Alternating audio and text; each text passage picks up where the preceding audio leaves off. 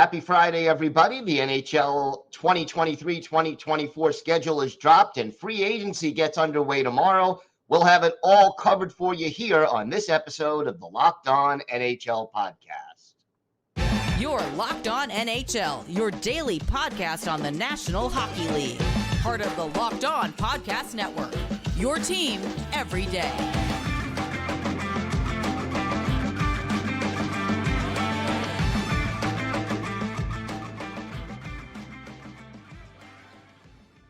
And welcome, everybody, to the Friday edition of the Locked On NHL podcast, part of the Locked On Podcast Network, your team every day. I want to thank everyone for making Locked On NHL your first listen every day. Don't forget to subscribe on YouTube or wherever you get your podcasts so you can get new episodes as soon as they drop. Today's episode is brought to you by eBay Motors. A championship team is about each player being a perfect fit. Same with your vehicle. So for parts that fit, head to eBay Motors and look for the green check. Stay in the game with eBay Guaranteed Fit. ebaymotors.com. Let's ride. eBay Guaranteed Fit only available to U.S. customers. Eligible items only. Exclusions apply. Happy Friday, Rachel. Happy Friday, Gil. Man, I can't believe the NHL draft is over already. Been working up toward it for what seems like months now, and now we know who our teams have chosen. And some of them have chosen wisely, some have chosen poorly. The guys did a great job summarizing the draft on yesterday's show, so go take a listen if you have not already. No, they did, and this such a deep draft, and there was some real first round value well into the second round. And as usual, my Islanders had no first and third round picks, so limited haul there. You had to be happy with the Flyers, though. Oh, man, I am riding that Matvei Michkov high for as long as I can right now. And just before the draft, the NHL dropping its 2023-2024 schedule, which is also great news because you start to make plans and sort of figure out how the season is going to look. What was striking you as far as the schedule? What was the first thing that jumped out at your mind? Well, a couple of things. First off, the Vegas Golden Knights will be able to have their banner night on opening night. It'll be a fun night. They will be playing the Seattle Kraken for that matchup. And then, of course, the potential debut of Connor Bedard in the NHL. The Blackhawks will be at the Pittsburgh Penguins. Very interesting to me that Chicago's home opener isn't until October 21st. So it's going to take a while before Connor Bedard plays at home. Yeah, that is actually the latest opening home night for any of the 32 teams in the league. I wonder if that was done intentionally, but could also be an arena conflict. Arizona also on the 21st. So, yeah, it's going to be interesting to see. And, Bedard getting his career started is certainly going to be, all eyes on Connor Bedard. Absolutely. And I also am very intrigued by what the league has in store on October 24th. They are going to have all 32 teams play with puck drops starting at 6 p.m. every 15 minutes all the way through 11 p.m. So they're gonna try out the staggered starts that everybody has been clamoring for. And I think it's interesting they're doing it on a weekday, but I think that that's really, the bread and butter in terms of your weekday viewing on TV. And so I think for the TV audiences, it'll be a really fun night. Unfortunately, my Flyers are the latest puck drop at 11 in Vegas. Oh, wow. But we'll cross that bridge when we get to it. Oh, wow. And then, we do have the Winter Classic on January 1st, the Kraken and the Golden Knights. That's a nice little matchup between two of the newest teams in the league heading outdoors in Seattle, and that should be an exciting game. Yes, it really should. And I'm looking forward to the outdoor series, stadium series in the New York area, where the Rangers, Flyers, Devils, and Islanders are all playing in games outside, and that should be a fun weekend, President's Weekend as well. Yeah, that should be very interesting. And I'm a little disappointed with the choice of venue, but I understand why they did it there. It's the big building. Got to do it there. That's the bottom line. And it's the one area where all four of those teams can do it most comfortably. I get it, but it's not very historic or dramatic a setting in that sense. No. Yeah, I refer to MetLife as a concrete hellscape, but that's just my opinion. Your mileage may and you're vary. sticking to it. Yes. But yeah, the outdoor games should be very good. I mean, Yankee Stadium, which is where the Islanders last played outdoors, a little more of a historic, exciting venue. Even if it's redone and rebuilt, it still has more gravitas, I guess, than MetLife. But I'll take it, and it should be very, very interesting. So we also have, free agency coming up, but some players have already signed their contracts. And, these moves kind of, I think, expected in a lot of ways and good moves by the teams. Yeah, I think Vegas is off to a pretty good start after winning the Stanley Cup. They traded Riley Smith, creating the cap space so they could re-sign Ian Barbashev there. He got a 5x5 deal, which I think is spot on for Barbashev, and it's good for the team. It's good for him. But man, Vegas again is doing Vegas things, and like they won, but they don't. It's not about keeping the team together. It's just about keep on, and they can upset the apple cart all they want there. And it looks like Aiden Hill is going to re-sign there. No word on that officially as of recording, but that's good to hear, especially how Aiden Hill was able to step up and help win the Stanley Cup for the Golden Knights. Yeah, it would have been strange in a way if he comes out of nowhere, wins the Stanley Cup, and then heads out of town. I mean, I would understand it in the modern NHL landscape, but it just would feel a little strange under the circumstances. So it makes sense for Aiden Hill to be back in Vegas, and I think it's a good move. I think so too. And then of course you have Pierre Luc Dubois doing the sign and trade with Winnipeg to go to the LA Kings. I think that's good for everybody. Man, I'm very excited to watch the LA Kings next season. I think they've made some interesting moves, in terms of figuring out like the best use of cap space, right? And getting the best bang for their buck here. And they really feel like Pierre Luc Dubois can be a big part of taking that next step. And I don't know. I don't know the answer to that, but I think, it's a big bet that they have made. It is a big bet, but it's sort of like a calculated gamble that Mm-hmm. I kind of like. I mean, Yeah. you got to take those kind of chances. If they pay off, you're really doing very, very well. If they don't, then it wasn't a ridiculous move where you say, what were they thinking? So to me, I like this kind of gamble.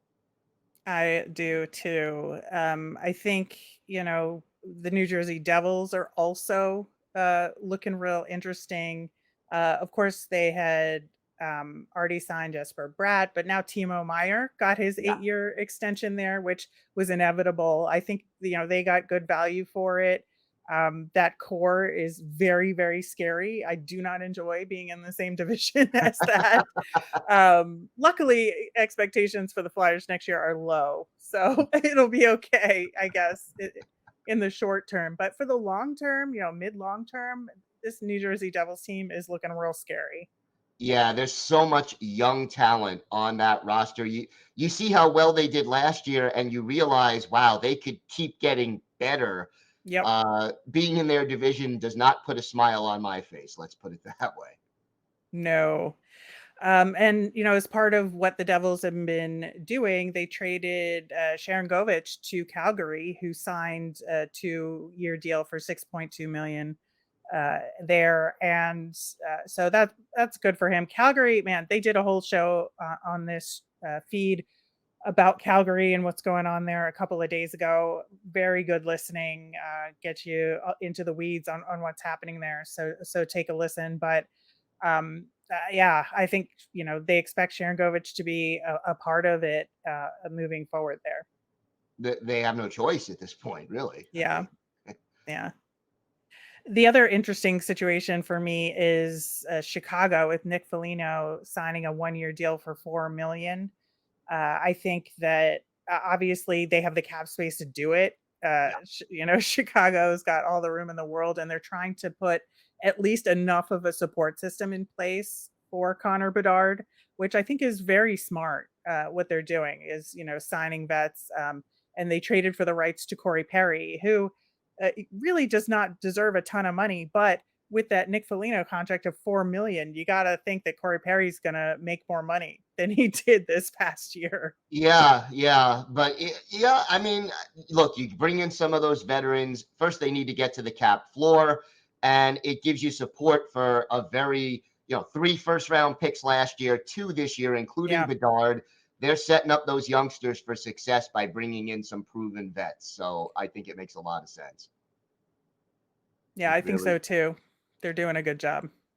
All right, well, we have got more to get to on today's show. Free agency about to get underway. We'll have you covered here with the UFAs and the RFAs. Our next partner, AG1, is a daily foundational supplement that supports whole body health. I drink it literally every day because, I'm not a big pill taker. I wanted one supplement that would take care of all my needs instead of having to take a whole bunch of different pills to get my vitamins. Now I drink AG1 in the morning before I head out to work, and it really gives me more energy, more focus, and just makes me feel better when I'm starting my day, and it's a very important part of my routine. Now, if a comprehensive solution is what you need from your supplemental routine, then try AG1 and get a free 1-year supply of vitamin D and 5 free AG1 travel packs with your first purchase. Go to drinkag1.com/NHL Network. That's drinkag1.com/NHL Network. Check it out. So free agency this weekend. I mean, this offseason feels like it is just flying by. The draft, free agency, and the cup all within like 3 weeks. So and the award show. So it's been coming fast and furious. But when you look at free agency, Rachel, what's the biggest names out there that jump out at you? Yeah, I think, the first thing, obviously, this is absolutely East Coast bias. I will cop to it, but the Rangers and the Bruins, because you look at the Rangers with Vladimir Tarasenko, just coming off a $7.5 million salary, and then Patrick Kane. There, obviously, he had that huge contract with Chicago and got traded at the deadline. And with all the changes happening with the Rangers, they've got new coaching and everything there. Does Patrick Kane want to be a part of that? Because I know he doesn't want to go back to Chicago and be part of a rebuild. That's for sure. Right. So between Tarasenko and Patrick Kane, will either or both of them stick around in New York for this new era? I can't see both of them sticking around necessarily, but one of them might. And if you were the Rangers, who would you prefer if you could only keep one? I mean, it's got to be Tarasenko, obviously. I would think so too. Yeah. Just for the age alone. I mean, and the contribution. I mean, Patrick Kane can still, he's still got hands, but he is a little on the struggle bus, in terms of getting back and forth on the ice. Yeah. Not what he used to be at this stage, obviously, of his career. And then, the Bruins, let's start with Tyler Bertuzzi there. Yeah, he has said officially that he's going to test the market. And let the chips fall where they may. His previous deal was $4.75 million on the cap. He's 28. You gotta think he's going to be asking for more, and is going to be asking for sort of that long-term sunset deal for his career, right? I mean, yeah, this is his last chance at 28 to get that big contract. So it really, to me, he's going to hold out for the best possible deal. Yeah, I mean, I just don't see him taking less than 7, right? Not if he can help it. I mean, look, the beautiful thing about free agency, if you're a player, is it only takes 1 or 2 teams to be interested in you, and the price can get driven up in a hurry. So, it's open right now for him. And then, what about Dmitry Orlov if you're talking Bruins? Yeah, I think that's another questionable situation. What's going on there? He was making 5.1 million this past year, and he is like, you could argue that he's the top defenseman available in free agency. And I think that it was a big deal that he went to Boston, and then things just obviously didn't go Boston's way in the playoffs. And so, is he going to want to try and go elsewhere in order to make another run at it? And where that landing place could be, I think is one of the biggest questions this offseason. Yeah, yeah, it'll be very interesting to see where he goes. And then you have 2 big names in Toronto, Ryan O'Reilly and then Michael Bunting, both available right now. Yeah, it feels like Bunting would stay with the Leafs. He just feels like a forever Maple Leaf to me for Yeah, some reason. yeah. But yeah, I don't know with O'Reilly. He's 32 years old, and with everything that Toronto has to do to keep that core together to try and make another run at it, is Ryan O'Reilly like required for that Mhm. run? And I don't know. I don't know that he is, but I certainly think they're going to give it a try to keep as much of that team together as possible. Yeah, whether they'll be able to fit them all under the cap, obviously, is the big question. And then Tampa Bay, Alex Killorn, 64 points last year, 2 Stanley Cup rings. Certainly, if you value playoff experience, Killorn is definitely your guy. Yeah, I think so too. But again, I think with the cap not going up this season, or going up very minimally, only 1 million to 83.5, any team that's having cap trouble, which is more teams than usual because of the smaller increases as of late, I think it's going to be very difficult for a lot of guys to get these huge contracts. And so these guys are going to be competing against each other for the little dollars there on teams that can effectively make a run. And so some guys may end up going to teams that are more like borderline in terms of contention to get the kind of contracts they want. Yeah, yeah, that very well could be. This is not the most glamorous of free agent classes No. this year. I mean, you have your 2 Maxes, Max Pacioretty and Max Domi out there. But Pacioretty has an injury Yep. history that you have to be aware of, and then you have several older goaltenders available this year. Yeah. I think, with the goaltending situation, there just isn't a lot available. And I think the biggest question mark in goaltending right now is Tristan Jarry. But he's had a rocky road with the Penguins, but he seems like their only option right now in a lot of ways, because a lot of the free agent goaltenders are old. That's really what it is. And I just don't know who else could be that guy. And of course, Mackenzie Blackwood is already in San Jose. Right. And he was an RFA goaltender. But he's the only one of the few other ones that are younger and on the younger side. And so right now there's certainly not really a number 1 out there that's going to be a long-term solution for anyone. No, not right now. I mean, short term maybe, but long term, Short-term backup, no. yeah, I know that's really what you're looking at. And we also have a couple of former Flyers defensemen out there available this year. Yeah, it's interesting. Radko Gudas and Shane Gostisbehere are both UFAs. Gudas is 33. Ghost is only 30. So I think he's got a few years left. You just have to make sure that with Gudas, that you're going to account for the fact that he gets into trouble sometimes Yeah. out there. And then with Ghost, obviously he's more of an offensive defenseman. He's good on the power play. So you have to make sure you have a defensively responsible partner to pair him up with. But I think they could be, if you're looking to round out your decor and have somebody to get, second or third pairing minutes on your team, they can play in special situations. I think both of these guys are a good option. Yeah. Yeah. And if sticking with defensemen, you have two from the Western Conference, John Klingberg and Matt Dumba, kind of different skill sets, different question marks, but also different assets.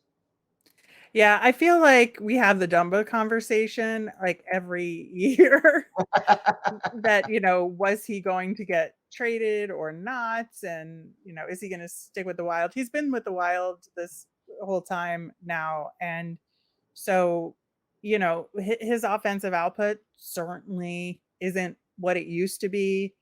But he's a solid defenseman, and maybe you put Ghost and Dumba together on a pair Yeah, that somewhere might work if you have and the cap see space. what happens. I don't think the sides work out exactly, but they could figure that out. Yeah, they could figure Details. But it. I think that would be funny. Yeah, would be. So, in addition to the UFAs, we have RFAs to discuss. We will do that next on the Locked On NHL podcast.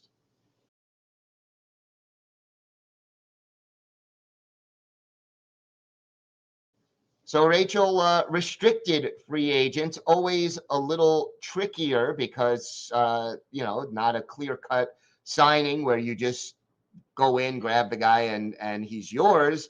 But still some very, very intriguing names, and the biggest one probably is Alex DeBrincat.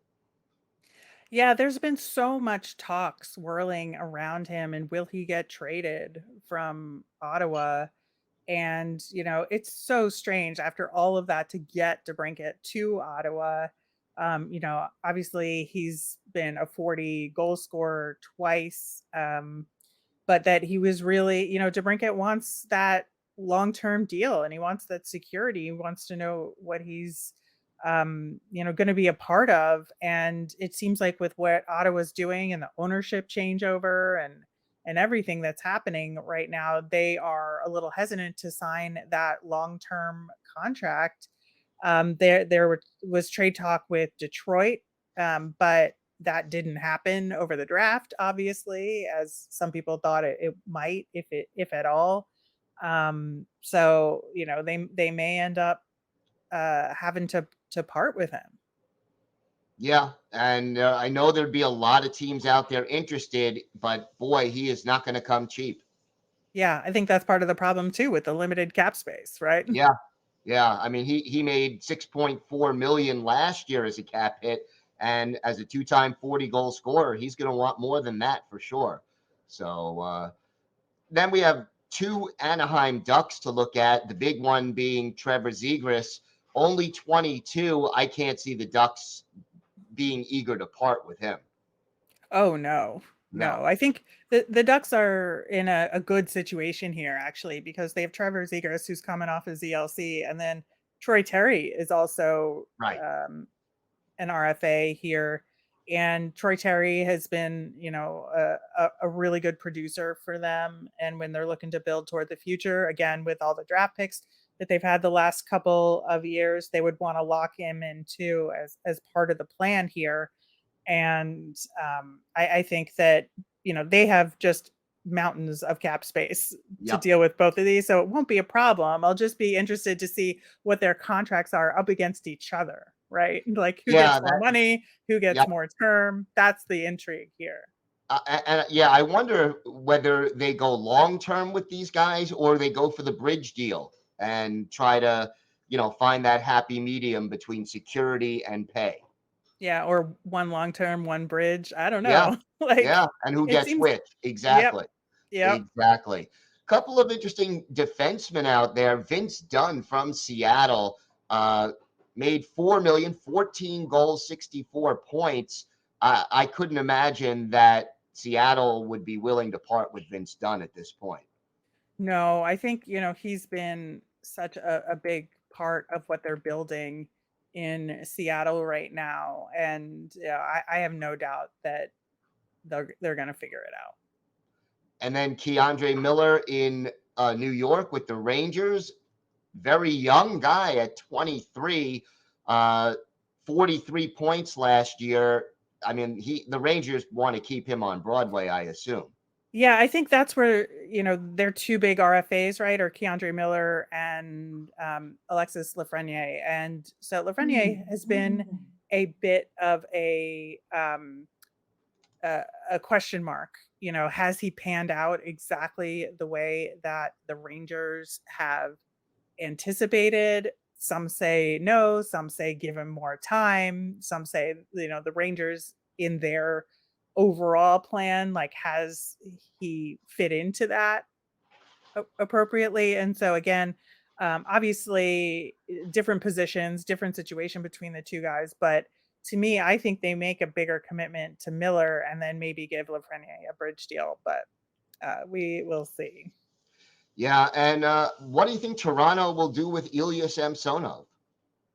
I don't know. That is a really good question. I think that obviously, he's important to them, and they maintain his rights, but that's going to be, a big decision for them. Is Samsonov their goalie moving forward? Yeah, that is the key decision. And if you want to get a younger goalie, restricted free agents, there are a couple. The other one being Philip Gustafsson, but again, Minnesota, I can't imagine them No, being too willing to let him hit the open market. nope, that is not happening. And Jeremy Swayman in Boston. Same. Yeah, I not mean, going I know. anywhere. Well, I mean, I think that um, with Allmark as well, I think that duo, if they can keep them together and they're happy in that situation, at least for the short term, I think that's the way to go. Yeah. Oh yeah. But gotta lock them down and stay under the cap. Not always an easy thing to do. So, this is an exciting time of year. This is sort of the peak of the off season now with the draft and free agency. And then in a couple of weeks, it sort of gets a little quiet in the world of NHL hockey. But this next week should be a fun ride. It really should. When we next speak next Friday, some teams could look very different than they do now. Very, very true. Well, I want to thank everyone for making Locked On NHL your first listen every day. Everydayers, I will be back on the show on Monday with 3 of our local hosts to talk about the draft and free agency and all the biggest stories from around the league. Until then, have a great weekend, everybody. Happy Canada Day up in Canada. 4th of July around the corner here in the States. Stay safe. Have a great weekend. And thanks for listening to the Locked On NHL podcast.